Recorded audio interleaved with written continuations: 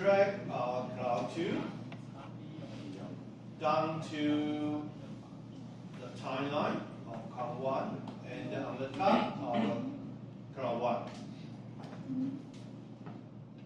Okay, and the same thing is, I guess, to choose overlay. It would be a good way to do, right? But we don't need it to be so apparently either. So we decrease a little bit. Alright, something like that. That will be good enough. But this time we don't need to tint the color. Alright? For cloud 1, we tint the color.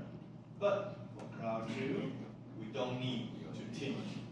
We only decrease the opacity. And let's check.